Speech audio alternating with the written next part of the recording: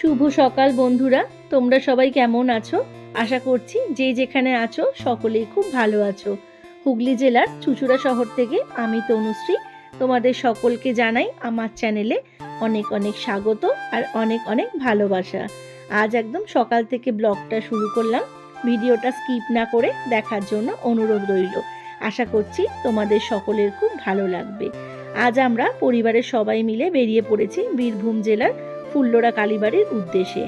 আজ আমাদের খুব কাছের এক দাদার স্মৃতির উদ্দেশ্যে কিছু মানুষের মুখে অন্ন তুলে দেওয়া হবে। এখন আমরা নেমে পড়েছি বীরভূম জেলার আহমেদপুর স্টেশনে। এখান থেকে টোটো বা অটো করে পৌঁছে যাব মন্দিরে। দেখো আমরা মন্দিরে চলে এসেছি, আর মন্দিরের ঠিক পাশেই এরকম থাকার মতন ব্যবস্থা আছে, যেখানে ঘরগুলোর নাম খুব সুন্দর সুন্দর। সমস্ত মায়ের মন্দিরের নাম দিয়ে ঘরগুলোর নাম দেওয়া হয়েছে।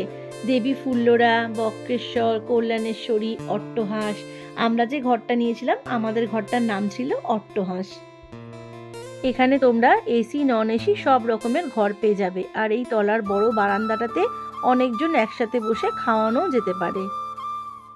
এখন আমরা সবাই ফ্রেশ হয়ে চলে এসেছি মায়ের মন্দিরে পুজো দিতে। খুব সুন্দর শান্তশিষ্ট নিরিবিলি পরিবেশ। চলো আমার সাথে তোমরাও মায়ের দর্শন করে নাও।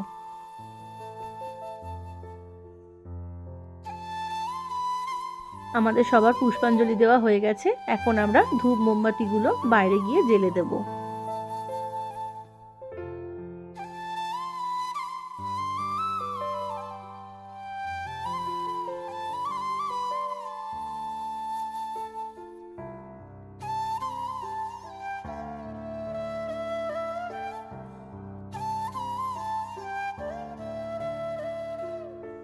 এখন আমাদের পুজো দেওয়া কমপ্লিট। এখন আমরা চলে এসেছি পাশের একটা দোকানে। এখানে তোমরা জল খাবার সব কিছু পেয়ে যাবে, মুড়ি, ঘুগনি, লুচি, পরোটা। আমরা অর্ডার করেছিলাম নানপুরি আর ঘুগনি। দেখো বন্ধুরা, এদিকে দুপুরে রান্না শুরু হয়ে গেছে। আজকে আইটেমে ছিল ভাত, ডাল, সব সবজি দিয়ে, মাছের মাথা দিয়ে একটা তরকারি, মাছের ঝাল, পায়েস।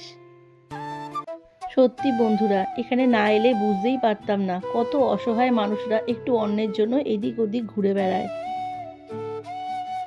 আমার সকল বন্ধুদের কাছে অনুরোধ, তোমাদের যাদের সামর্থ্য আছে তোমরাও তোমাদের সাধ্যমতো কিছু অন্ন দিয়ে এই মানুষগুলোর পাশে দাঁড়িয়েও দেখবে ওদের খুশিতে তোমাদের অনেক কিছু জীবনে পাওয়া হয়ে যাবে। আমরা তো অনেক রকমভাবে অনেক দিকেই টাকা খরচ করি, ওখান থেকে সামান্য কিছু টাকা ওদের জন্য রাখলে আমাদের কারোর টাকা কমে যাবে না। এটা আমার ব্যক্তিগত মতামত।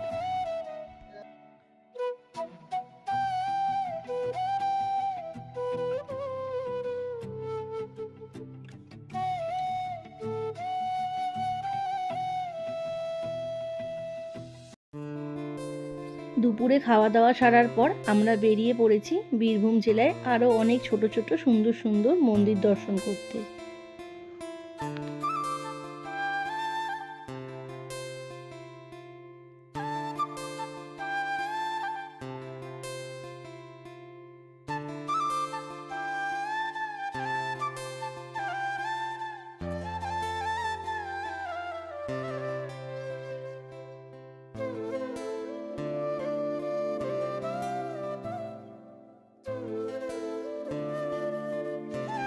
এখন আমরা চলে এসেছি সতী মায়ের 51 পীঠের শেষ পীঠস্থান কঙ্কালীতলা।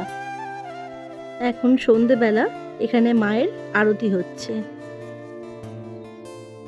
এখানে এসে অজানা অনেক কিছুকে জানতে পারলাম, অচেনা অনেক কিছুকে চিনতে পারলাম। আর বন্ধুরা, আমার এই ব্লগের মাধ্যমে তোমাদেরকেও জানিয়ে দিলাম। আজকের ভিডিওটা আর বেশি বড় করলাম না। তোমাদের ভিডিওটা কেমন লাগলো অবশ্যই কিন্তু জানিও। যদি ভিডিওটা ভালো লেগে থাকে তাহলে লাইক, কমেন্ট আর শেয়ার করে দিও। আর এখনও যারা আমার চ্যানেলটাকে সাবস্ক্রাইব করোনি তারা চ্যানেলটা সাবস্ক্রাইব করে আমার চ্যানেলটার পাশে থেকো।